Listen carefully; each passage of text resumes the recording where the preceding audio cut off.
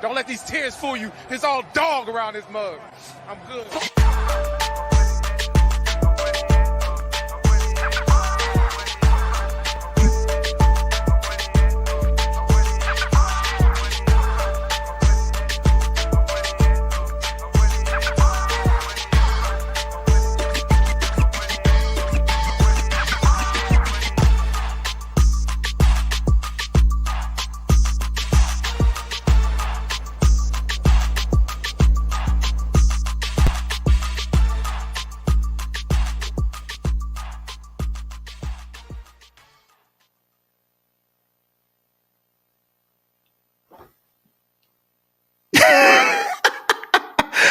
What's going on, Who Dat Nation? It is yours truly, TJ Jones.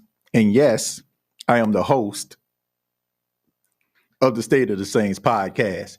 Thank you all so much for checking out the State of the Saints podcast, where we talk New Orleans Saints. Oh, what a beautiful morning. Oh, what a beautiful day. The Bucks got eliminated right from the playoffs. Everything's going my way. Thank you so much for checking out the State of the Saints podcast. I really do appreciate it. Shouts out to all the Bucks fans that's watching from afar. Yes, you have been eliminated from the playoffs. And yes, I am very, very happy about that. I have absolutely no shame in my game.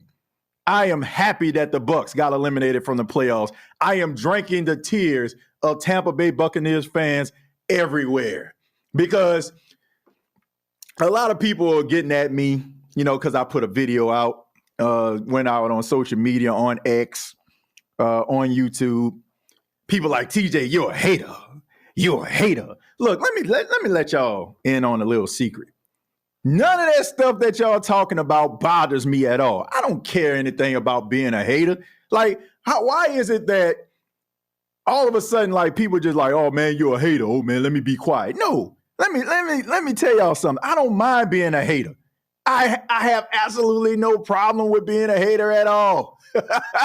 Because if this was the Saints getting eliminated by the Detroit Lions, all these Bucs fans that would be out there, be coming out the trees. All we heard back in 2017, when the Minneapolis Miracle happened, you had Bucs fans that couldn't sniff the playoffs. They was all up in the chat. All two of them. They were in the chat talking about how the Saints fell and they ain't never gonna do nothing. So yes, I am happy, and I have no shame in that. And I wish all the Tampa Bay Buccaneers fans out there all the misery in the world, because your team fell short. So I just want to make that very, very clear. Calling me a hater, talking about what the Saints ain't did in the last couple of years, it means absolutely nothing to me. I want to make that very clear, because I help you talk about the Saints. See, I am not upset because I understand what my team is. The fact of the matter is, you all think that you all are leaps and bounds better than everybody in the division, and you're not, which we'll talk about a little bit later when we get to the divisional round conversation.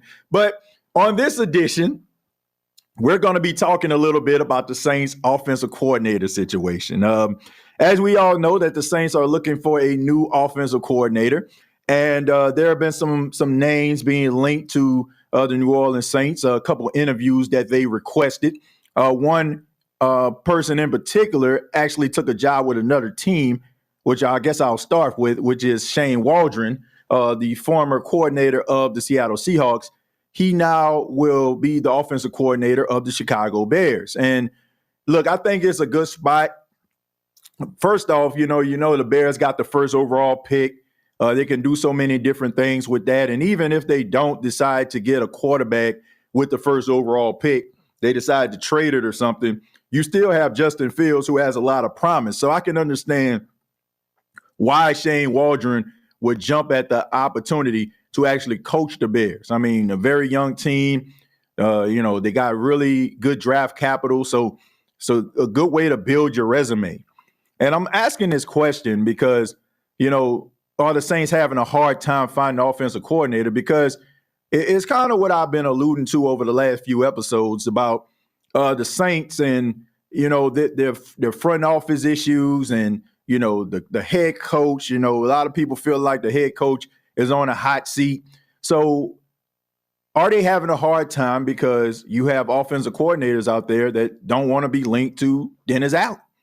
The fact is the Saints aren't the Saints they used to be when they had Drew Brees as their quarterback. They got Derek Carr. And I know these Derek Carr supporters out there are going to start crying all in the chat, which I have absolutely no problem with. Cry away. But he's not moving a needle. He's not. He is not moving a needle. And if you believe that he's moving a needle, please explain to me why the Saints were the only team that courted him during that process when he was looking for a trade. Because ain't nobody checking for him like that. Sorry to be the bearer of bad news, but that's just the reality. The Saints are a team that is going to have to really hard sell a guy to come to this organization and commit to this organization. And you could probably look at this two ways. So you can have one of those situations like Canales, the offensive coordinator of the Tampa Bay Buccaneers, right? He jumped on that opportunity along with Ty Bowles. And now you look at Baker Mayfield, he has his career going in the right direction. So because of that and some of the struggles that Baker had over the last few years, Canales is working with him and making him look better. He is going to, get a lot of head coaching interviews or head coaching opportunities probably in the future because of his helping develop Baker Mayfield into the quarterback that everybody thought he could be. This could be an opportunity for another offensive coordinator to come in. And if they can generate some levels of success with Derek Carr, it can open up opportunities for them to have a head coaching job. But the question is, who is going to be willing to do that? Now, the New Orleans Saints have requested to interview the assistant offensive coordinator and quarterbacks coach Gerard Johnson from the Houston Texans. Now, man, Gerard Johnson, this is so crazy, man. This made me feel so old because I remember when Gerard Johnson was actually, playing quarterback at Texas A&M. Like that's, I remember when he was slaying that thing around the yard, for Aggie country. But this is a young guy, who has been on the Houston Texans coaching staff. He's moved around a little bit. Of course, he's with the Minnesota Vikings. D'Amico Ryans decided to put together his staff and brought Johnson on. And this can be a great opportunity for a young, promising coach. I have absolutely no problem with Johnson getting the opportunity. I mean, we all know about him alongside Slowick, developing C.J. Stroud. We all talked about how C.J. Stroud does not look like a rookie. So you have to give him some level of credit for that, him along with Bobby Slowick. But this would be a great opportunity for him. And maybe he can look at this as an opportunity to catapult himself to be a possible head coach in the future. All it takes is an opportunity. Now, I know some Saints fans are on the fence about finding new coordinators, because, they're like, oh, you got to hope that it works. But there are legends that are found every single day. And even if the people that we look at and admire and we admire them as coaches, they started somewhere. And it all started from giving these individuals an opportunity. So if the New Orleans Saints give Johnson an opportunity and he hits it out the park, who knows? This could open up endless possibilities for him and give him the opportunity that I'm pretty sure he's looking for, which is to be a head coach in the National Football League. Now, there are some other coaches that the Saints were looking at for coordinators. Zach Robinson, who is on the Rams coaching staff. He's been highly touted. Dan Pitcher from the Cincinnati Bengals, he's highly touted. So I'm just wondering, are the Saints just doing their due diligence, or are guys just not really that interested in coaching the New Orleans Saints because of their situation with the cap, Dennis Allen as the head coach?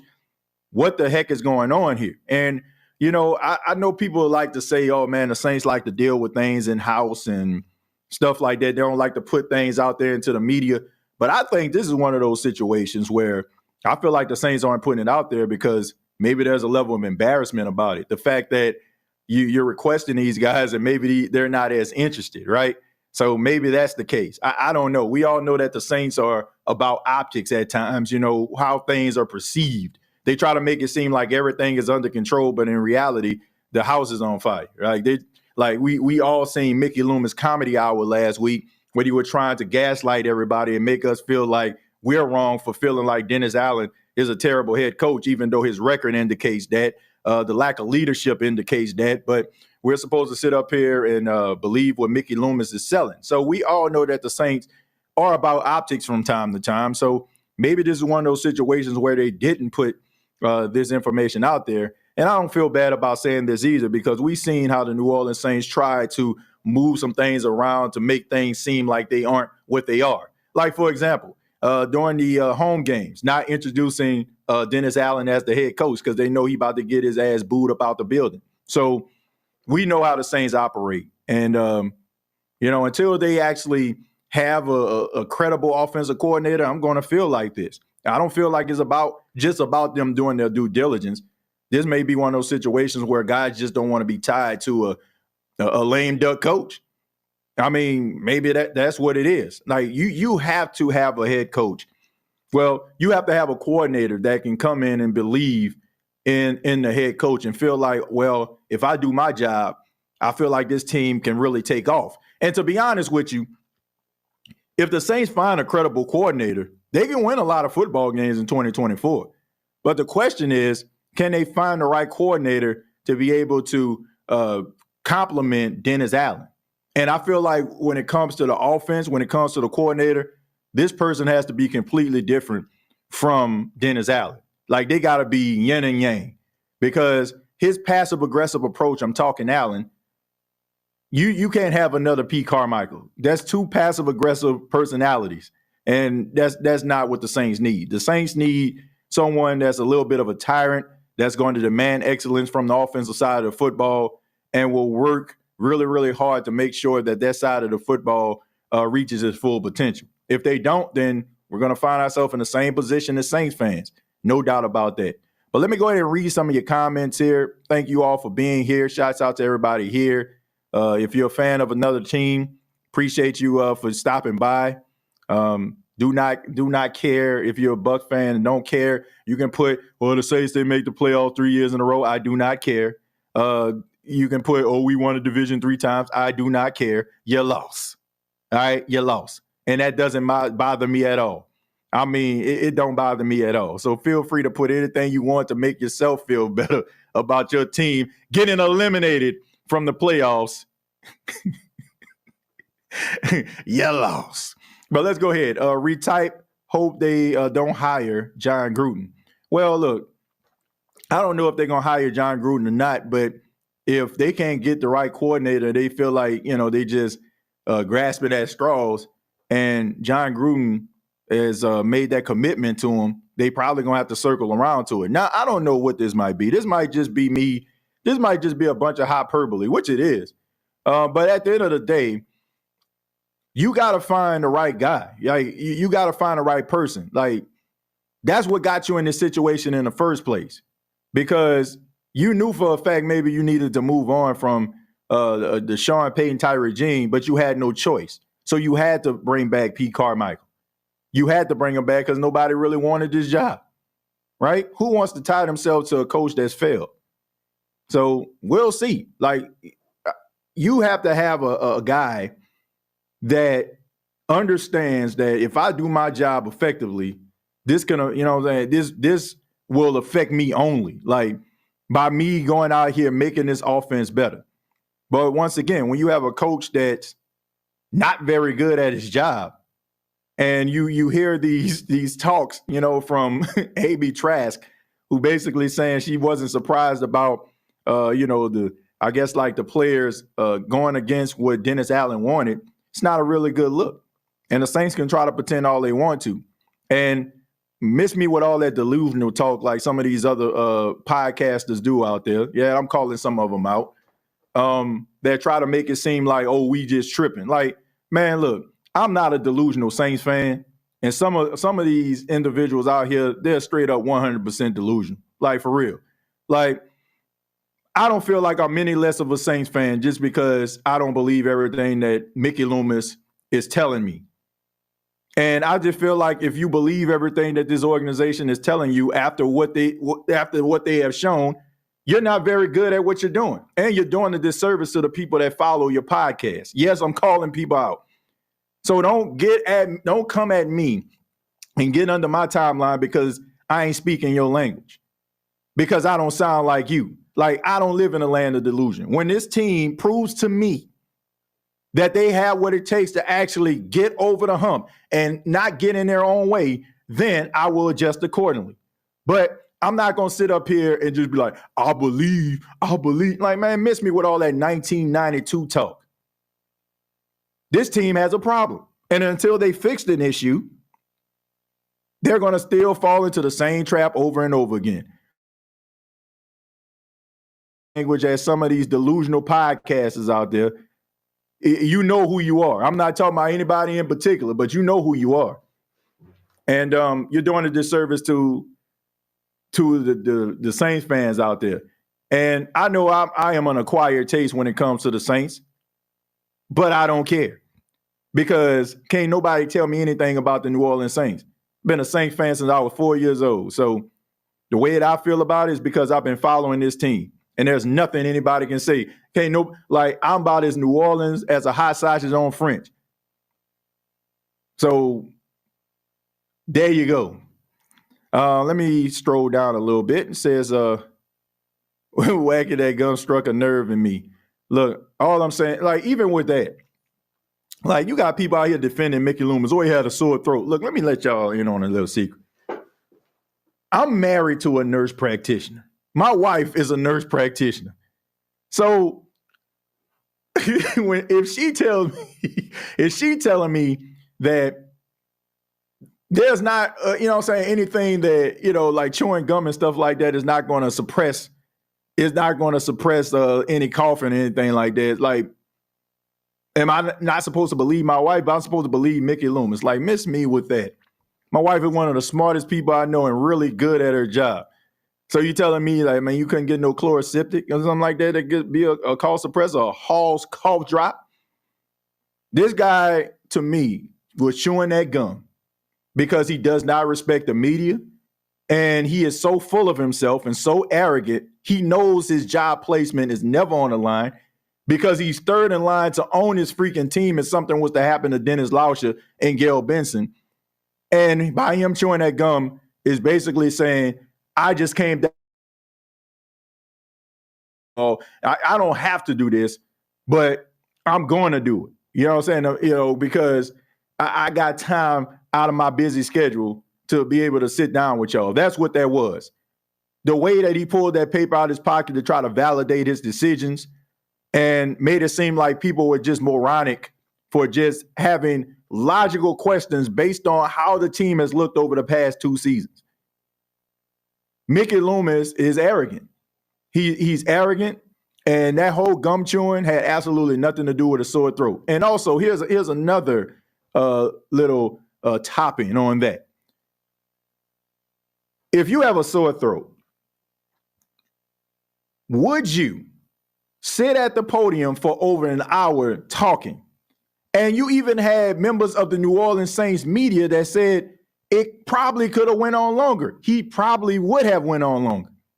So my question is, if you got a sore throat, which I went back and I checked out the interview, I didn't hear any raspiness in his throat or anything like that. So anybody that's out here selling that narrative is lying. But that's what it seems like is really going on within this organization. A lot of fabrications going on. But you can't fake the funk over here. I'm calling you out. Them boy, if you talking about him having a sore throat, or like who sits and talks for an hour with a sore throat? You're trying to avoid talking as much as possible, or you're going to try to cut it short. But this guy was like expounding on answers and real animated. Like, man, some of y'all just believe anything. Like it's just ridiculous how ridiculous like some of these Saints fans are. I made some good videos in the past week and they're great. Yeah, I checked it out, Jerry. I was looking at his Jerry video on yesterday when he had like the couch selection. That was good. That was good creative stuff right there, Jerry. Let's see. What's up, TJ? I'm still here in enemy territory in Georgia, but I'm holding it down for the Saints and Nola. It's getting hard, though. Think we can win the division next year? I think the Saints can win the division next year. I think they can if they get out of their own way and they find the right coordinator. Look, the Saints aren't as far off as we think, and the Bucs aren't as far away from the Saints as they think. You know, I had an opportunity to think. Like last week, I made a statement, and I still stand by that. The Tampa Bay Buccaneers have surpassed the New Orleans Saints when it comes to stability, right? But when you think about it, what actually am I saying? Because you say Buccaneers that much better, or is this let me rephrase that. Is the Tampa Bay Buccaneers, are they that much better, or is this division that much worse? Because you got to think about it. Over the last 2 seasons, the Buccaneers were 8-9 and won the division. This year, they were 9-8 and won the division. Now, I did a little bit of research. The records that Tampa has had over the last couple of seasons, there is a less than 10% chance with those records over time that you would make the postseason. So in order for the Tampa Bay Buccaneers to reach prosperity based on those records, the division has to be down. So if you go back to the days when Atlanta was successful and Carolina was successful and, you know, the Saints were successful winning 10 and 11 games, the Bucs normally would be around 7-9, 6-10, 8-8. So you have to ask yourself, are they that much better than everybody else, or is this division just that worse? So if the division goes back to, you know,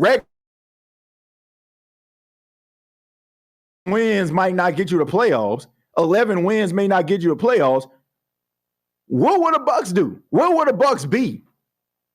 So I'm just wondering, like, while they are here taking victory laps, are they that much better than everybody else? Or is it just the fact that they're being a recipient of a sorry division?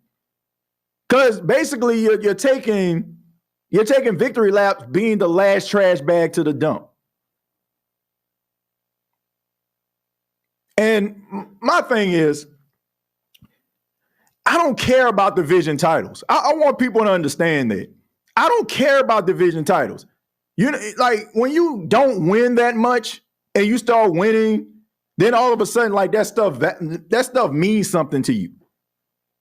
I wouldn't care if the New Orleans Saints win the division. Like, think about this. The Green Bay Packers did not win the North, but they made the playoffs. If they would have beaten the San Francisco 49ers and played in an NFC championship game, do you think they actually cared if they won the division? No. That's where I'm at right now. I don't care about winning the division. That's T-shirt and banner talk. I'm talking about the ultimate goal. That's what matters to me. So throwing up 3 T-shirts in the last 3 years means absolutely nothing to me. Stability is what matters to me. Now, we're having this conversation in 2034, and the Tampa Bay Buccaneers are looking like the Saints where they are second in regular season victories. Then I will concede. That means that your organization is going in the right direction. Not 3 T-shirts, 1 that you actually earned, and 2 that basically you just won by default. Call me a hater all you want to, but you have to ask yourself this question. How, if this was a regular division where teams were actually, you know, legit, like when Cam Newton was the quarterback, Matt Ryan was the quarterback, Drew Brees was the quarterback, where would Tampa be? So that's all I'm saying. Like, be happy and excited about where you are, but let's put this thing into context. You're the last trash bag that hit the landfill. Call me a hater all you want to, but that's just a fact. Go back and look at the statistics. You rarely ever see teams win divisions with those records, make the playoffs with those records, it is like a 10 or less than 10% chance that you make the postseason with records like that in the history of time. So it's not like, when you think about it, they're trending in the right direction and everybody else went down. So it's basically like the entire division went down in order to be at Tampa level. Tampa then emerged. Everybody else just kind of fell down to be on that same playing field. So there you go. Take it for what it is. The fact that Loomis and Dennis Allen said that Dennis Allen is a good coach when all you can muster up is 9 wins against a below mediocre schedule is completely lost all credibility from me. Look, I just think that the Saints have to understand that they're going into 2024 proven to the fan base that they can actually win. And that's one hell of a gamble right there. Based on what you've seen from Dennis Allen, based on the news that's been coming out about him, his passive-aggressive approach, you're basically hitching your wagon to Dennis Allen. You're basically saying, like, I know the organization is down right now. I know the fan base morale is low, but Dennis Allen has what it takes to lift it back up. It's going to have to take, like, the Saints are going to have to, like, really hit the ground running. I'm talking about beating the brakes off teams like the first couple weeks of the season for people to feel like they can get back on the Dennis Allen support train. Because don't get me wrong, we all love the team, but we're just not delusional with it. Like, I don't care how much love you have for somebody. You're going to have to show it. Right? You can say, I love you, but where's the proof? Where's the beef? Where's the substance? So you can say, oh, we got this thing under control, but everything indicates that you don't. And it's like you're forcing things to work. That's my thing. Like, to put around Dennis Allen, what people need to understand is, based on his personality, based on him as a coach, it's not going to be sustainable. So to me, the Saints, and like I said, I may sound like a hater with this, but this is just the way that I feel. The New Orleans Saints can find success with Dennis Allen by bringing in an offensive coordinator, have him really focusing on the defense. We know the defense is going to be good. The offensive coordinator can hit it out the park, right? But you're basically are dressing up Dennis Allen to look the part. So what happens when that offensive coordinator leaves? What happens then? Are you going to be able to sustain and find the same levels of success when Dennis Allen is your head coach and the offensive coordinator has done so well that he becomes the head coach? When things needed to change, when things needed to be addressed, when players and all that kind of stuff needed to be addressed, Sean Payton was willing to do it. He was willing to, like, okay, we lose Reggie Bush, let's bring in Darren Sproles, right? We lose Pierre Thomas, let's bring in Mark Ingram, right? We lose Robert Meacham, let's bring in Joe Morgan. You know what I'm saying? As a deep threat. He was willing to make those changes, like, and we felt comfortable with him because of his track record. What track record does Dennis Allen have that if you put this team together with the right coordinator, him coaching the defense, what confidence do you have that if that coordinator leaves, the Saints will, keep going and keep on building on what they had? Like, you don't. I mean, whiffs on draft picks for the last couple of years. Dennis Allen up and down coaching ability. Offense has the talent, but can't get the coach to coach it out of them. So, I mean, what confidence do you have? Like, the Saints could, like, be really good next year with the right coordinator. But it's always going to be in the back of my mind, if this coordinator hits it out of the park, will he be with the New Orleans Saints in 2025? And if he doesn't, then will the Saints be able to replicate the success they had in 2024? Because, I mean, it ain't working. Bucks been closing it out the last week each season. The division is terrible. Mickey Loomis. We have to start on the O-line and D-line. If we better there, our record will improve even with DA. I agree. Like, you got to start drafting better. What's going to get you out of this cap hell that you're in? You're going to have to draft better. The thing about it is, there's no problem with you. There's no problem with going for broke. There's no problem with trying to maximize, maximize everything in order for you to win. Like, if you have sustainable success with that, then I don't think anybody will have a problem with it. See, when the Saints were winning, nobody cared about the cap because they can back it up on the field. But when you're not, everything gets questioned. Everything from the general manager to the coaching to the practices, all these things. So in order for the Saints to get back into the good graces, they got to start winning again. If you don't win, then people are going to question everything that you do. And right now, it just seemed like a lot of people were just basically sitting in the back, getting a check. And, you had Sean Payton and Drew Brees out there cooking, right? And everybody else, man, it's a good restaurant. But in reality, it's a building, right? And you got two people that can cook real good food that made it a good restaurant. But now those two guys are gone. They retired. Now all of a sudden it's like, man, this restaurant ain't what it used to be. And now they're asking the people that was in the back all that time that basically probably were just putting the trash out and washing the dishes. You're asking them to cook a gourmet meal and they can't. I want changes, and I'm not even talking about the general manager and coaches. I'm talking in ownership need to change too. Look, I don't think that the ownership needs to change. I agree with some of the talking heads about having an involved owner. Like, I like Gail Benson's approach. The fact that she knows that she doesn't really know that much about football, so she kind of put the football people in place. But the problem is these individuals know she don't know that much about football. And with that, I feel like it's almost like a person that goes to a mechanic, right?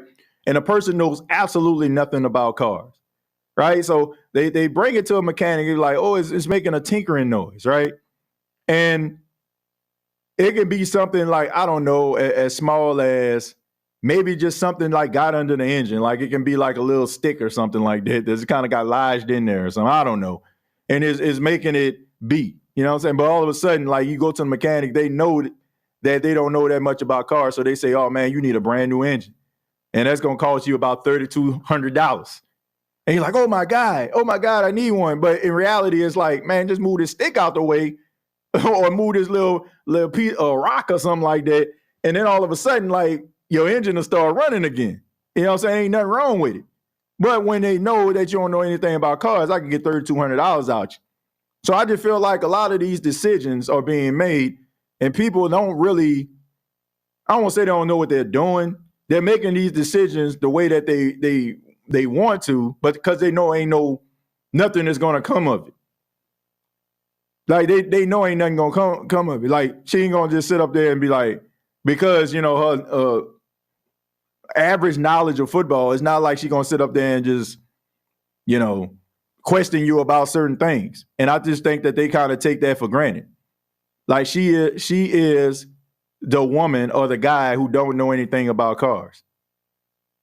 And because she don't know that much about cars, now, if you go into the shop and be like, man, my car's running hot. Oh, man, well, your car running hot, man, you need a new fan belt. Like, nah, bro. Nah, that mean I need a new radiator. Or, you know what I'm saying, I need to get my radiator flushed. Like, you know, like, certain things, right? You know, if you hear grinding noise, like, oh, man, you're grinding noise in your tires. Like, all of a sudden, like, oh, well, you need a new alternator. Nah, that ain't true, bro. I need a new bearing. I need some new rotors. I need some brake pads. Like, you know these things. So when you know it and you can talk mechanic talk, if they quote you something that just outrageous, man, you know what I'm saying? If I get some brake pads, I can get my brake pads fixed for $185, right? So, I mean, when you know certain things, like people can't take advantage of you, but when you don't know, that's when a fix can come in. You know what I'm saying? And really like fleece you. We went for broke in 2017. Almost had Mahomes, but came out with a solid draft class. Yeah, best draft class in history, in my opinion. What's good, TJ? Hope the family doing good. Derek, everybody good, man. Appreciate it. Shouts out to Derek Frazier. Marcelo says Waldron got hired by the Bears. Johnson doing a Zoom interview with us, but flying to Cleveland for their OC spot. Nobody wants to come to NOLA and work with DA. That's telling to me. Well, maybe like sometimes they do those interviews via Zoom. Like they did the same thing with Doug Peterson. Like they had like a Zoom interview with him. You know, but yeah, I mean, you have to start asking these questions. Like how committed are these guys to, embracing the fact of being offensive coordinator for the Saints? And you want to go to opportunities that fit you, that can elevate you and diversify your portfolio. You don't want to go somewhere where it just feels like, like you always in the trenches, you know what I'm saying? And you keep on trying to dig yourself out and all of a sudden you just get deeper and deeper. You don't want that. What up, TJ? Heard Saints in Detroit are talking about a trade, Lattimore for Hendon Hooker and a second-round pick. I don't know about that at all. I don't know if you said that or that's a theory that you came up with, or I don't know what it is. Like, I don't know. I don't know how true that is. I'm gonna say I don't know. I don't know if that's the case or not. Let's see. I think no one that considered a great offensive coordinator is going to want to come to New Orleans and work with Allen and Carr. The outside display can speak volumes to great coordinators. I think guys just want to be put in the best position to succeed and elevate themselves. Like, it's not just about being a good coach. It's about being an opportunist. Like, you got to take advantage of these opportunities, and you can't just be chasing a bag. Like, I'm pretty sure like the Saints will probably throw money at some of these coordinators because that's kind of what the Saints do. Like they kind of, they throw that money out there. So it got to be more, it got to be more about the future and where you want to go than it is about collecting a paycheck. And these guys are betting on themselves. And it's like you got to leave some money on the table in order for you to make more down the line. So I think that's what the issues that they face. I don't just think that it's just about them finding the right person. We want to interview everybody. It's the fact that, man, these individuals are really asking themselves, like, is it worth like the risk? Tom Benson wouldn't be playing games right now. Dennis probably would have been going by now. I agree with that. I agree with that. Let's see. Head coach don't want to hold anyone accountable for losses, but take all the credit when they win. Who wants to be a part of being a scapegoat? That's what Carmichael was. Come on, y'all, know this. Yeah, I mean, Pete Carmichael was a scapegoat, but I mean, he didn't do himself any favors either, Tyra. I mean, he was not a good coordinator. Like, the dude was passive aggressive, and I think it's been proven that he was riding the coattails of Sean Payton and Drew Brees all those years. Now, I will say this. Just because it didn't work out as a coordinator don't mean that he didn't have anything to bring to the table. But as a coordinator and a play caller, I feel like he didn't. Like it's almost like, to me, Sean Payton was Brad Pitt and Pete Carmichael was Jonah Hill. Like Brad Pitt, if you ever seen the movie Moneyball, he was the manager, right? The general manager. He was the one that was out there in the forefront. He was the one that everybody was looking at. But behind the scenes, Jonah Hill was doing the analytics and doing the little small stuff to make Brad Pitt look credible, as a general manager. So, and I feel like that's probably what Pete Carmichael has to offer. Like, I feel like Pete Carmichael is probably just one of those guys, like, you tell what you want, or he's one of those guys who can be like, man, I stayed up, to 3:00 in the morning studying, and I found this right here. It'd probably be a good talking point for you. This should probably be a good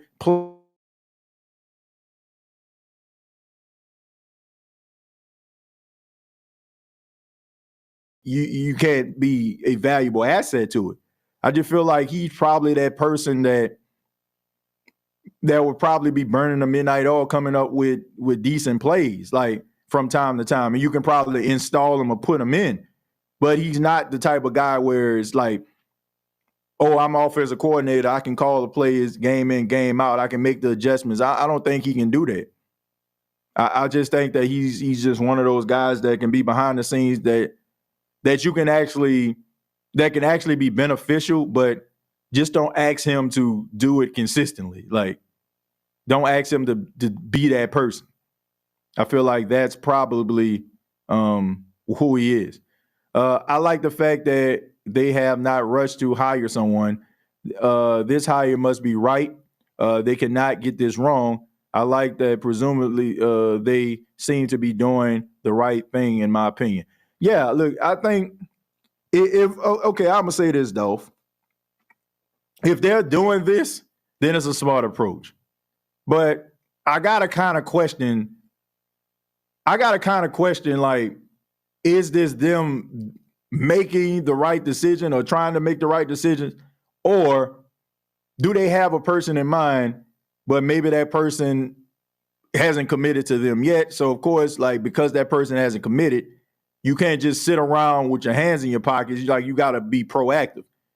So I'm just wondering, like, now if this is standard practice and they just trying to find the right person, cool.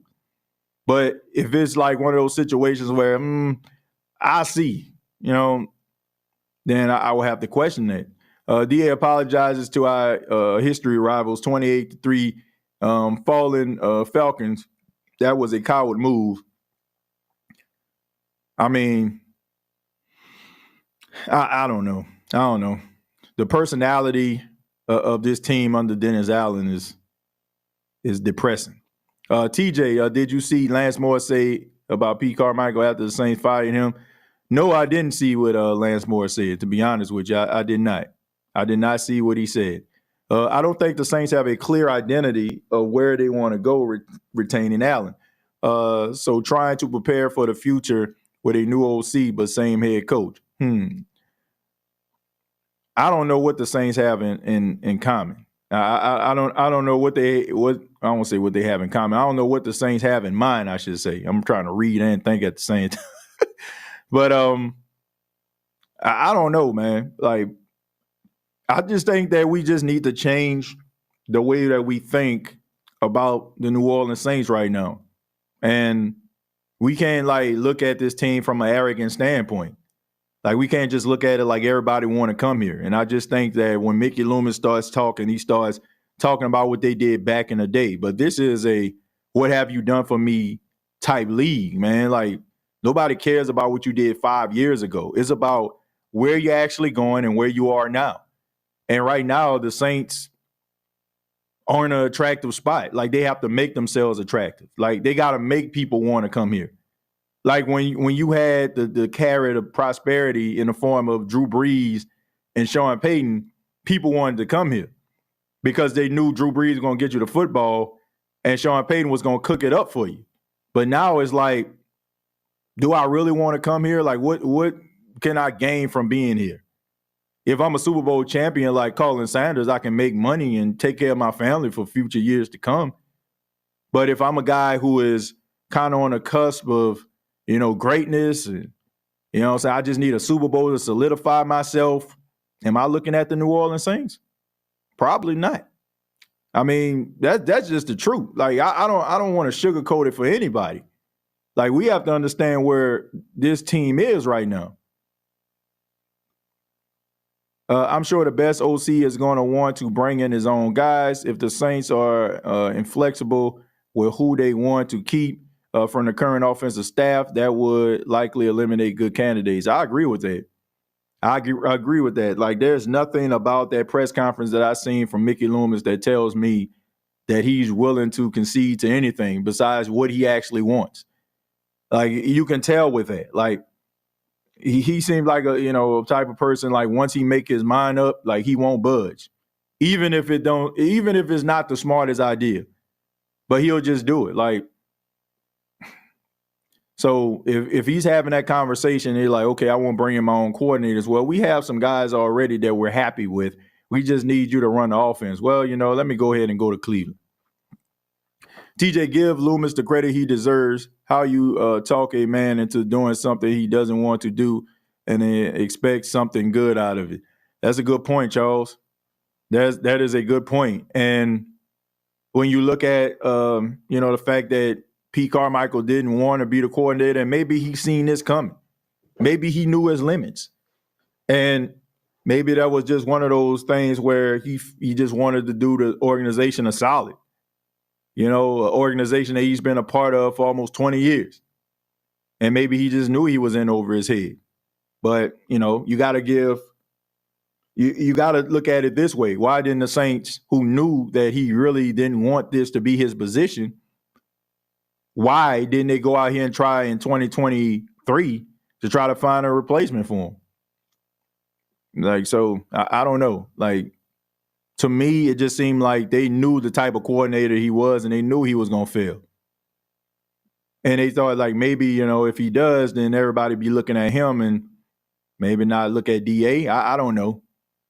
I hope that it ain't the case, but it just seems that way. It seemed like they knew that ball guy. Let's see, I'm not buying my Saints season tickets this year. It's the only way to tell ownership I'm not happy with the direction of the organization. Hennessy, that's a good point, but what can you do when you have people out here that suffer from Saint Stockholm syndrome? What do you do with that? They feel like their allegiance is, and their devotion to the team is basically incorporated with them buying season tickets and buying Saints gear. What do you do then, right? And the Saints know that. That is why people have to make a conscious commitment to really taking a stand. But do you have enough Saints fans out here that are tired enough to send a statement? Because it don't seem like the Saints organization feel that way. They feel like, I guess, they can put anything out there and Saints fans going to support it. But until we actually literally take a stand and we do it.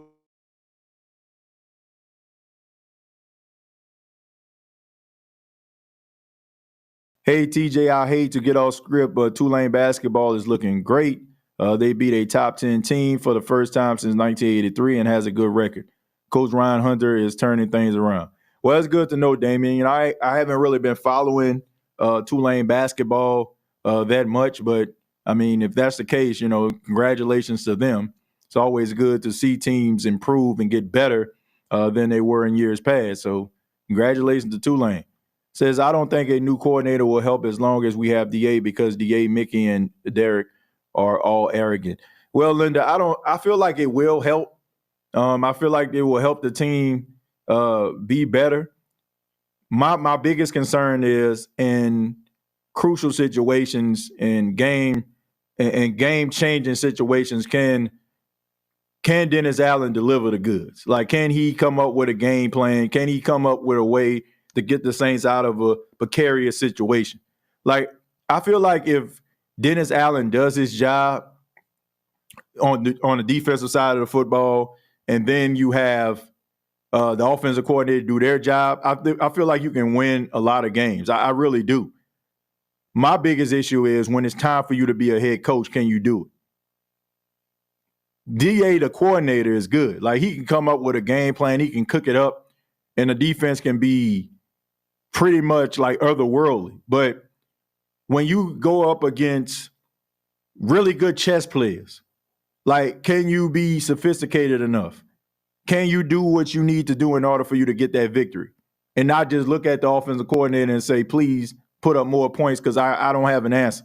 And we've seen this before. When Dennis Allen goes up against competent offensive-minded coaches, he fails. It's just the truth. You go back and look at games where the Saints have dominated defensively, but then they'll go up against Kyle Shanahan, or they'll go up against Sean McVay. They'll go up against Matt LaFleur. When it comes down to making a stop when it matters most, he cracks under the pressure. And you can't look at, the offense, offense is not going to score all the time. You have number one offenses out there. If you go up against a decent defense, they can be neutralized. So you can't just look to your offense all the time when like your defense isn't responding. That's my biggest issue. Like I feel like if you have a really good offensive coordinator, if you have him calling the defense, you're going to win a lot of games. But will you win the games that matter? Because when you go to the postseason, you're going up against coaches that are better or on the same level as you if you're a successful organization. So what do you do then? Because we all see, okay, when it comes down to it, we seen the Chiefs play the Bills on Sunday, right? Those teams were equally matched. They were equally matched if you look at it. Like the Bills and the Chiefs were equally matched. But it came down to who made the best decisions down the stretch. Sean McDermott calling a fake punt at one of the worst times pretty much cost his team. So, I mean, you got to look at those things. Like Andy Reid, you know, the clock management down the stretch in order for them to, you know what I'm saying, to kind of milk as much as the clock as they possibly can. Situational football matters because everybody is good in the postseason. That's why you're there. Because, you know, you made it, you did enough in order for you to make it. And everybody buckles down. Everybody buckles down. Everybody burns the midnight oil. Everybody stays up late to come up with a game plan to neutralize anything that you do well. So now that everything is out there, you have to make the smart decisions. You have to come up with a game plan. You have to play your best game of chess. So that's what it all comes down to.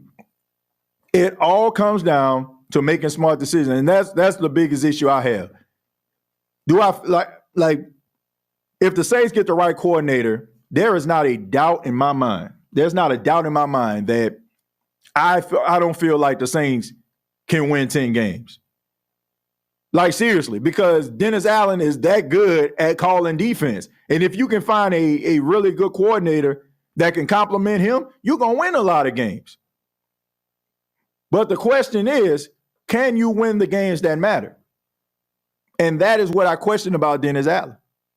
And also, what happens when that coordinator becomes so good that he gets a head coaching job? Are the Saints only going to fall back and revert back to what they once were? Or is Dennis Allen going to have enough of a grasp of being a head coach that he can be able to navigate and win no matter what the situation is? I don't believe that. The problem is Derek Carr, he struggled with the system that was here last year, and a new system will slow him down, and he will struggle again. I don't know. Look, I don't know if he'll struggle or not. I will hope that they get a coordinator that can complement him and make him a better quarterback. I mean, you have no choice. I mean, you're basically tied to him for 2 seasons. So it's not in your best interest to go out there to find somebody that's completely opposite of what Derek Carr has to possess, because you're not going to win a lot of games. I understand Pete Carmichael was terrible, but do you feel like he was the scapegoat to take pressure off Allen? Because remember, he didn't want to be an OC. Yeah, I do think he was a scapegoat, but he was an understandable scapegoat, right? I mean, we knew that the Saints offense was not very good and it wasn't very modernized.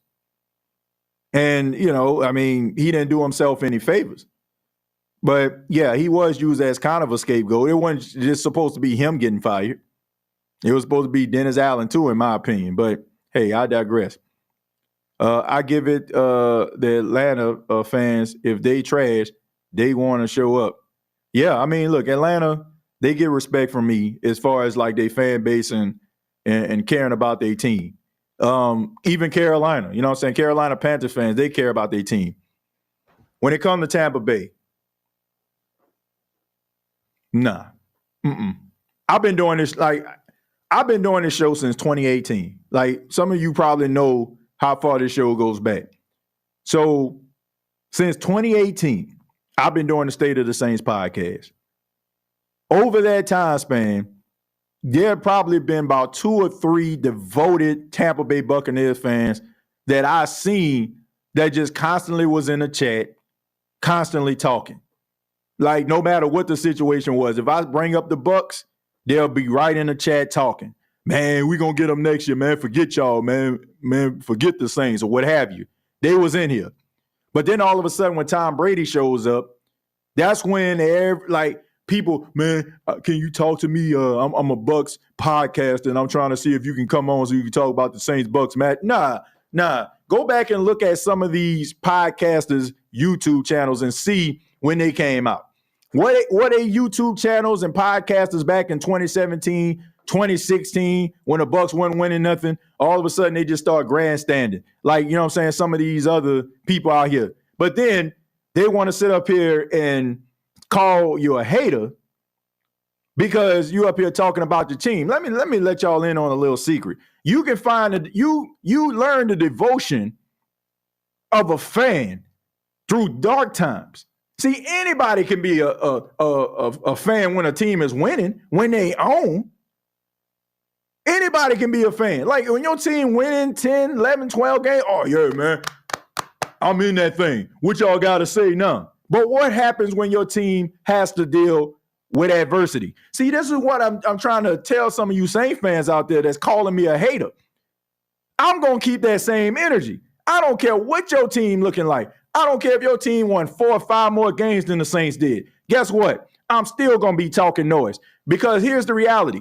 When my team come up, I feel more validated to give you more hell because you gave it to me when I was down. Because I'm going to keep the same energy. I don't care what, like, all this well-wishing and, oh, man, we can't talk. We can't talk. Yes, I can. And I'm going to say it loudly.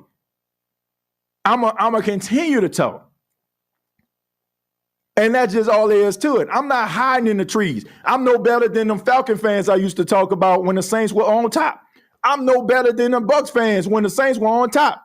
If I'm going to hide out and not bring the same smoke I did when the Saints were winning 12 and 13 games a year, like, come on, man. Like, I'm not grandstanding here.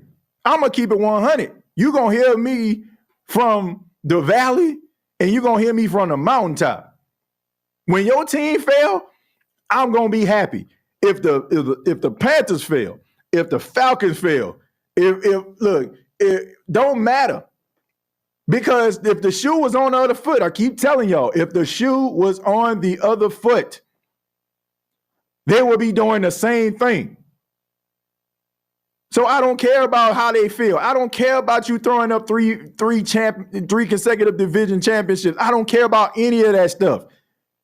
All I know is you went into the game with the Detroit Lions on Sunday morning. You woke up that morning, if you're a Bucs fan, and you had this level of nervousness because you wanted your team to win so badly, and they lost.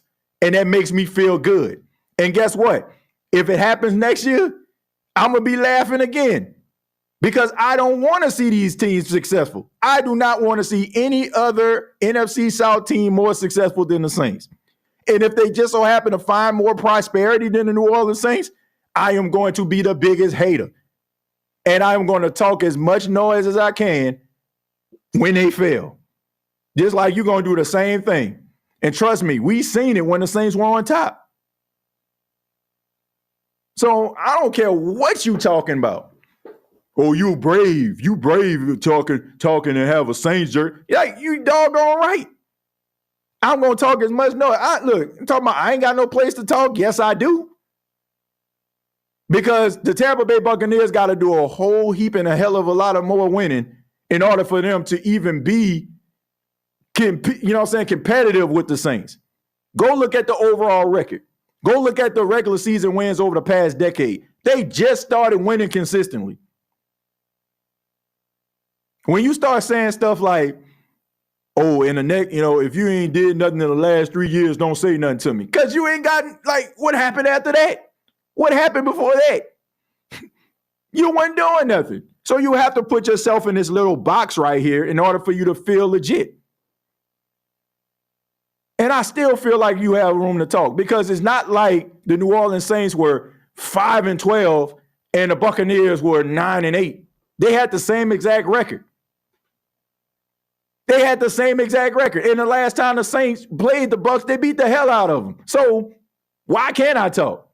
It's not like y'all were just leaps and bounds better. Y'all came up with this narrative. Nobody wanted y'all to be here. Nobody expected y'all to do anything. And now that y'all did something that's good enough for me. Loser talk.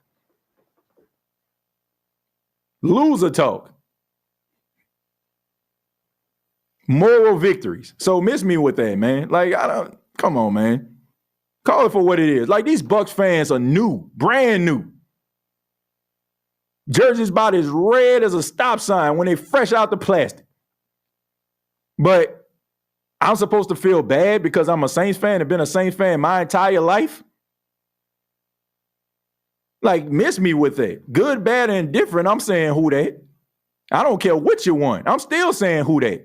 Because the Saints fans, when it comes to devotion, when it comes to love, when it comes to understanding and bouncing back through heartbreak and pain, no team in NFC South loves their team more than the Saints. I don't care what you're talking about. Falcon fan, grandstanders, for the most part. Not all of them.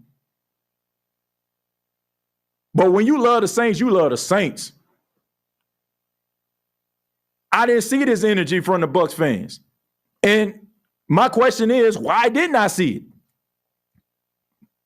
That's my question. Why didn't I see it? Why didn't I see this devotion from the Bucs fans until they started winning? Now all of a sudden, like, I'm supposed to be quiet? Quiet as y'all were? When Jameis Winston was your quarterback? When Josh Freeman was your quarterback? Like, please.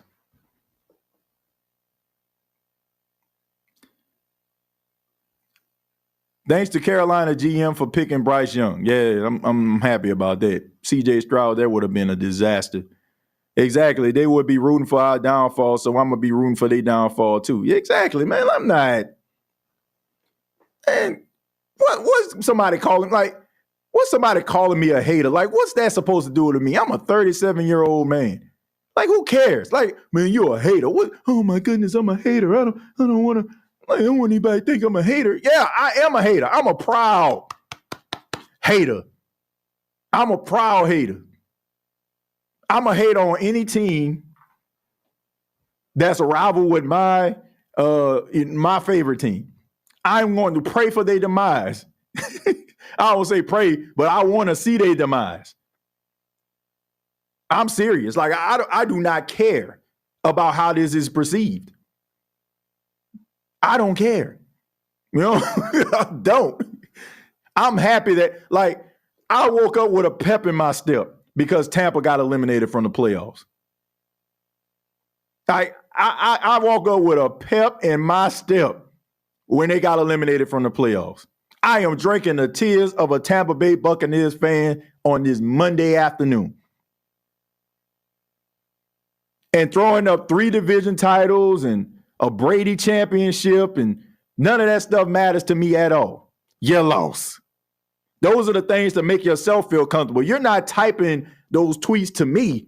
You're typing those tweets to yourself to put your mind at ease, which makes me feel even more elated because I know deep down inside where them tweets coming from. They coming from the fact that you're hurt. See, I can admit I'm a hater.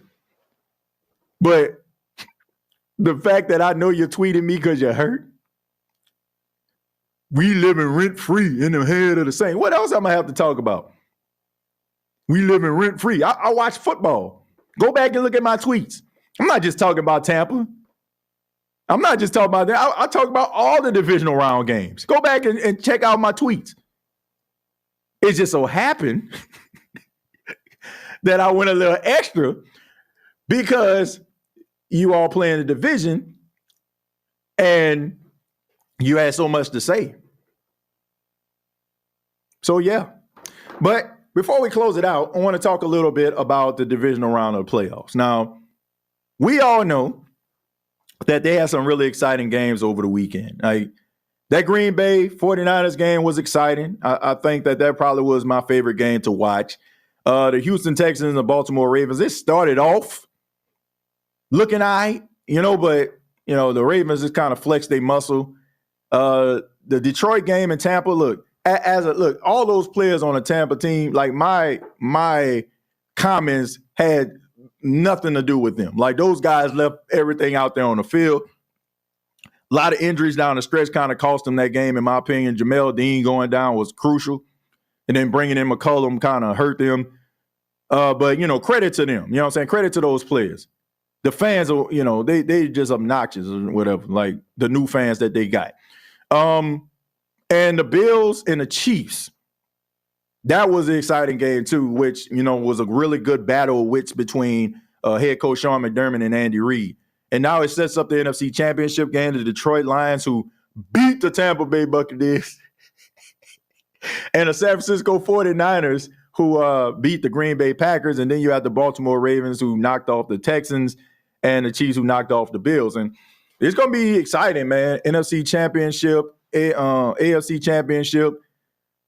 All of these teams deserve it. Like, nobody had it easy, like, getting into the playoffs. Like, nobody had it easy. You know what I'm saying? Like, the teams that they faced, they really had to earn it. Even Tampa against Philly. Like, Philly was a train wreck, but Philly still was a really good team. Patrick Mahomes versus Lamar Jackson is the headline, which it should be, because both of these guys are going to be multiple MVPs. Lamar Jackson should be a unanimous MVP at this point, the way he played down the stretch. And Patrick Mahomes is a two-time league MVP. And then you have on the other side, you got Jared Goff, who is on on a little bit of a tour here, man. Resurrection. People, wrote this man off, and, he goes out there and he looks really, really good. And then you have Brock Purdy out there, who I'm a little bit concerned about watching this dude play. Like, I'm really concerned about this dude because he looking a little suspect. Now, I know it was raining out there, and he struggled in a game against Cleveland when it was raining, but I don't know. But those games are going to be exciting, man. I'm looking forward to seeing those games and seeing who going to end up going to the Super Bowl. Who y'all think going to go to the Super Bowl? You can put it down in the chat.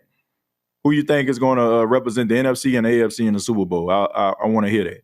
Let's see. As a Saints fan, I say bring in Mike Evans as a free agent.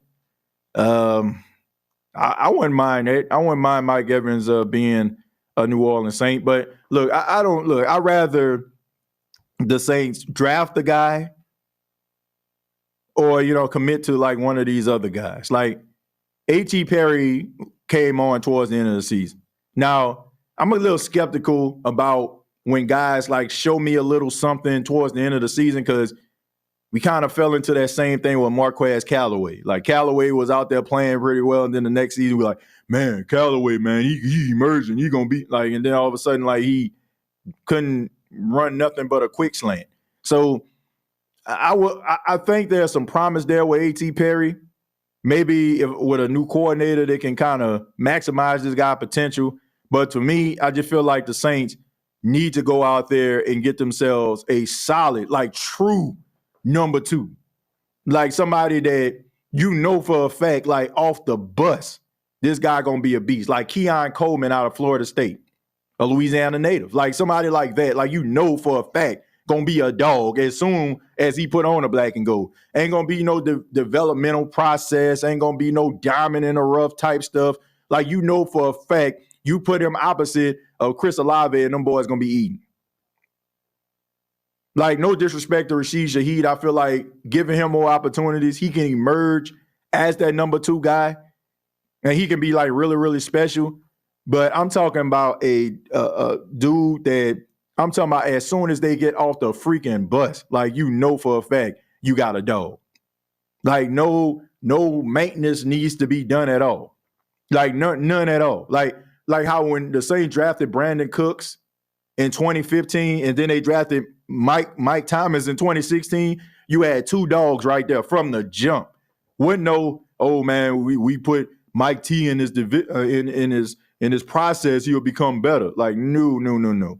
Get yourself a bona fide certified dog. Like, somebody that's just gonna go get it, for a fact.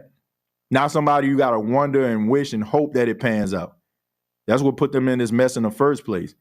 Do you feel you are a member of the Saints coaching staff? If not, or your staff and an agent all meeting to apply? I don't know exactly what you mean by that. I don't know. Mike dropped the ball too much.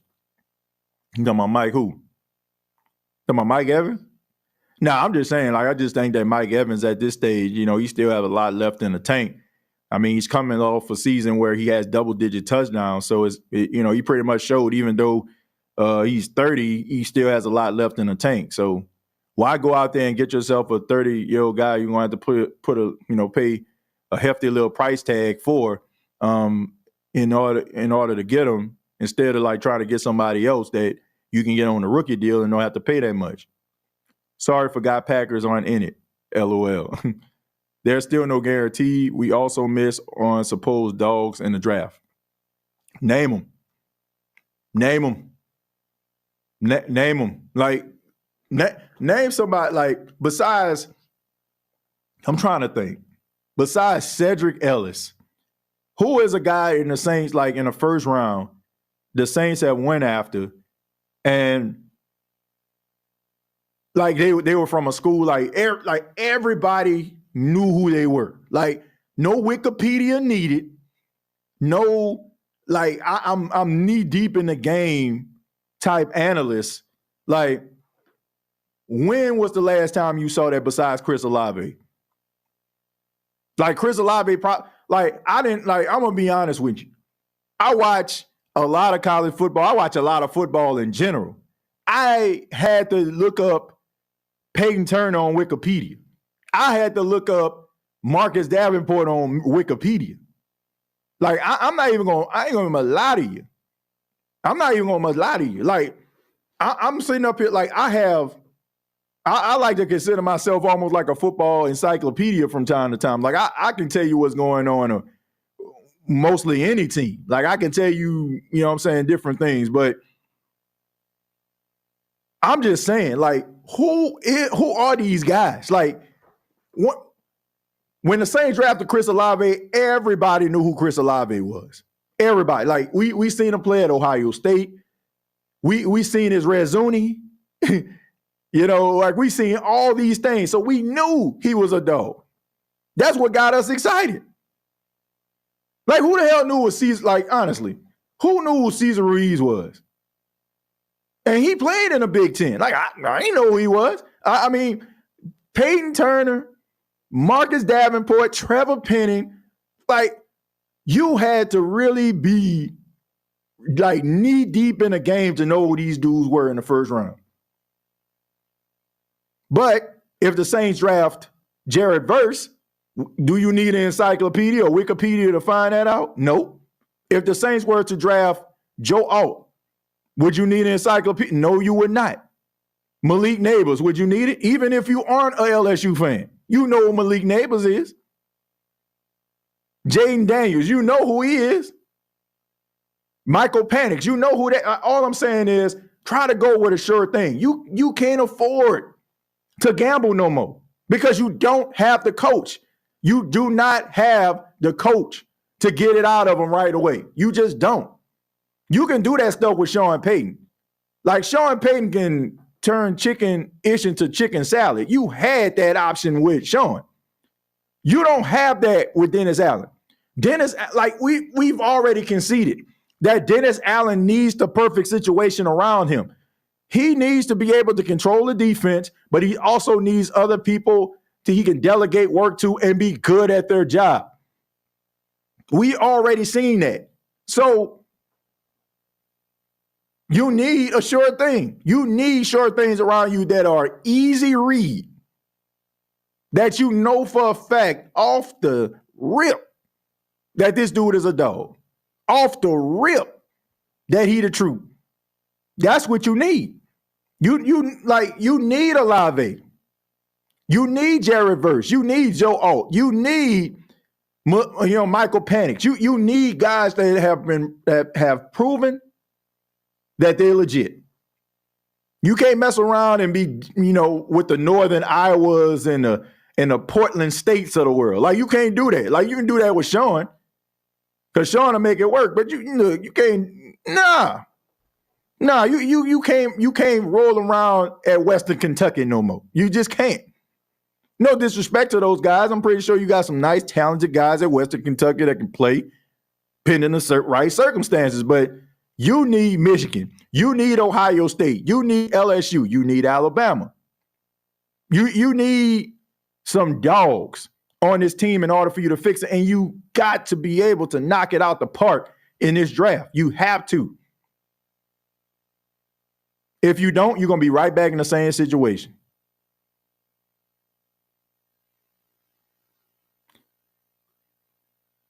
Destiny Field, Baltimore.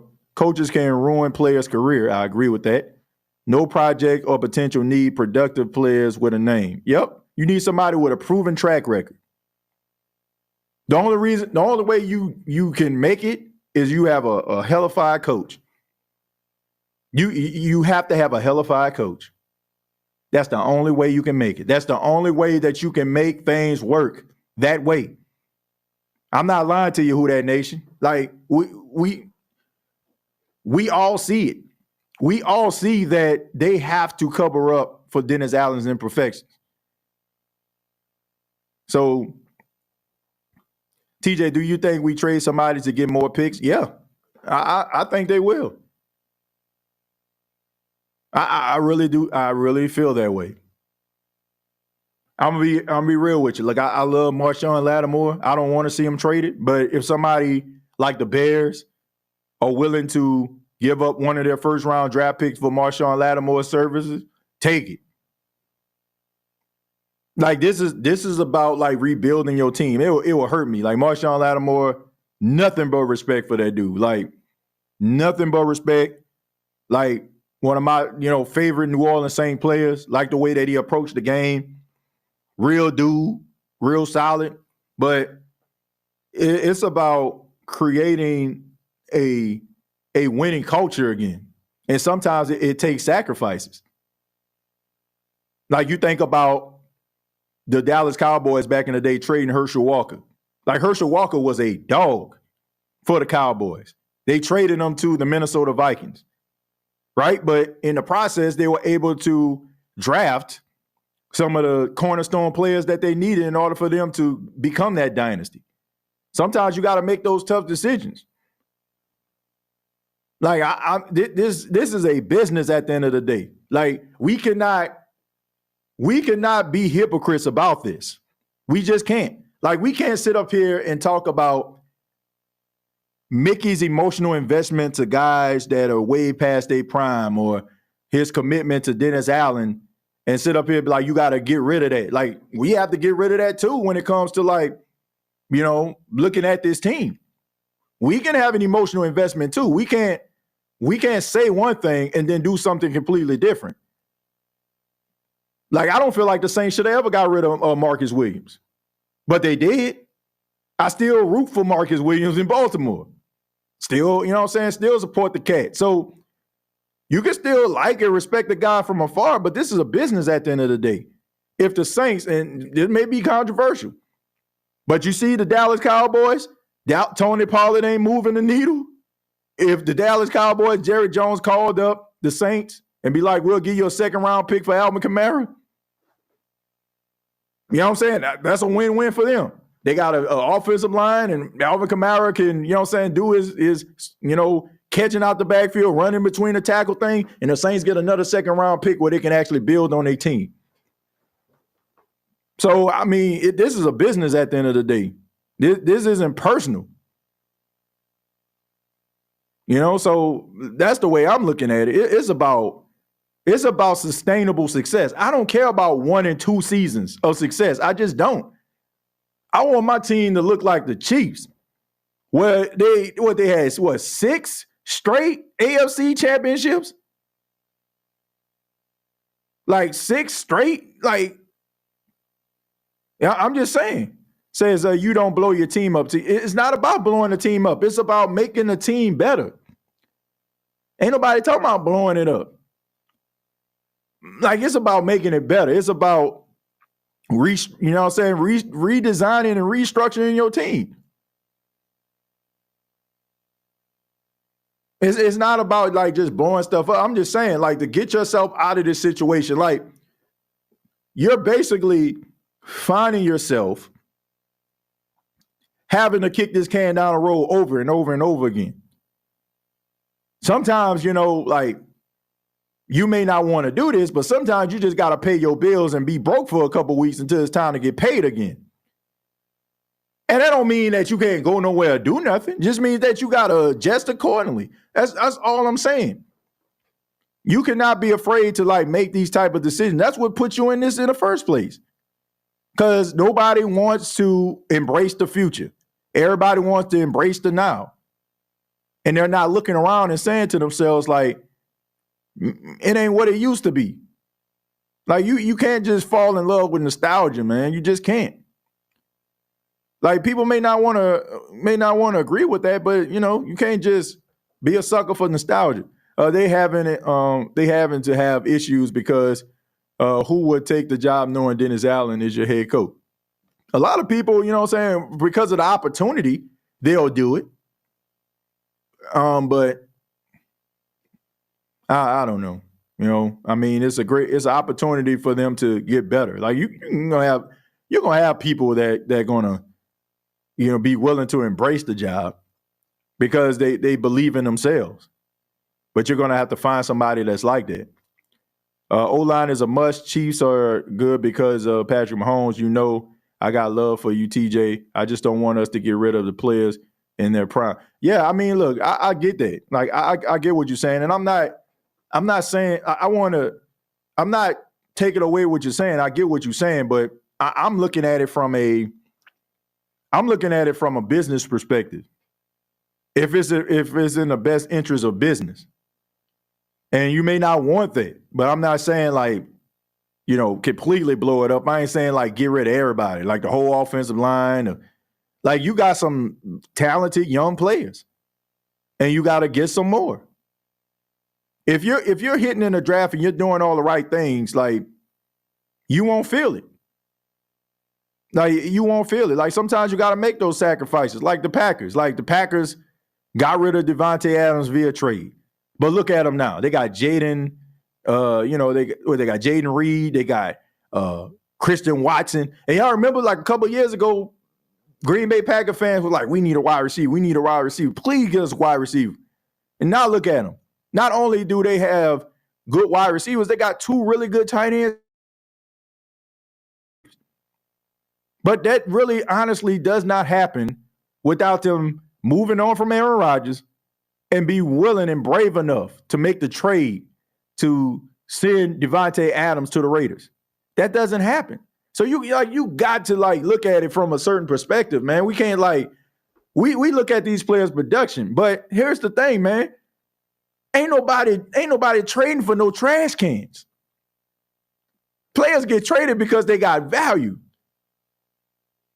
So you can't just sit up here like, I want to keep Marshawn Lattimore, but let me trade, I don't know, you know what I'm saying? Like let me trade Ugo Almighty or something like that. Like, what you think you're going to get for Ugo Almighty? No disrespect to him. Good player. Solid. Good special teams, like really good special teams guy. But you think you're going to get the same value that you got from Marshawn Lattimore? Like, no. Come on, man. Like, we have to start using real life situations and examples for us to understand fully. If somebody sit up here and say, look, man, I trade you this 2020, 22, I don't know, Nissan Altima. They ain't got no engine in it.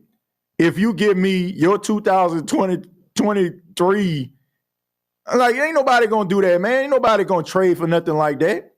Like, you got to have some value. Even if it's like, okay, let me get to your 2018 Chevy Equinox, right? It could be 2022, but the value ain't good. On the Altima, it's not better than an Equinox.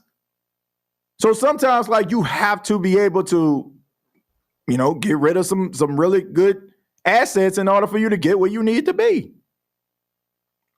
TJ, I totally agree with you trading players for top draft picks, but I don't trust the Saints brass wasting away and a second-round pick and a bad scouting right after trading away. I agree with that. I agree. Their reputation is a little bit sketchy as of right now, right? I mean, it's what have you done for me lately, but in order for you to get where you need to be, man, you got to make some tough decisions. You got to.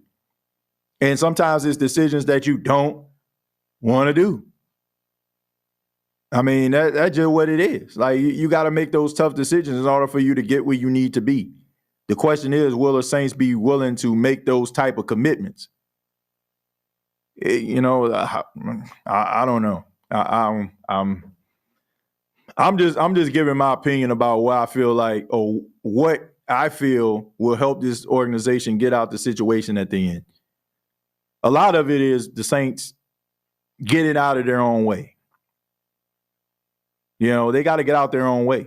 Until they decide to do that, then honestly, we just up here talking for an hour and 26 minutes. But thank you all so much for checking out the State of the Saints podcast. I really do appreciate it. Much love to each and every one of you. I really mean that. Got some good things coming up for the month of February. I will be launching the Unapologetic podcast that will be playing and airing on February the 1st, be the first episode. It's not a sports show. It's mostly just a show focused on real life issues, pop culture. So if you're into that type of stuff, want to get like a different vibe or a different perspective from me that don't involve sports, I'll have that information for you coming up this week. And also the Gumbo Pie Sports Podcast. I've been putting both, Gumbo Pie and State of the Saints on the same channel. That's going to change in February. The Gumbo Pie is going to be exclusively for the Gumbo Pie channel, and the State of the Saints is going to be exclusively for the State of the Saints. So I'm asking everybody to follow the Gumbo Pie Sports Podcast channel if you have not already.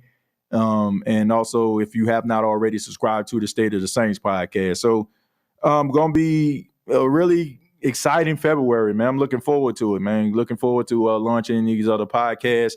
And also, you can check me out on X, formerly known as Twitter, at TJAYJones8. Much love to you. Thank you all for your love and your support. We'll continue to talk about Saints football. Next week, we'll be at the Senior Bowl. We'll be covering the Senior Bowl, so be on the lookout for that. Next month in the month of March, then we go to the NFL Combine. I'll be there. So a lot of things coming up for the State of Saints podcast, so keep it locked right here. Thank you all. Till next time, all I got to say is, who dat? Hey, don't let these tears fool you. It's all dog around this mug. I'm good.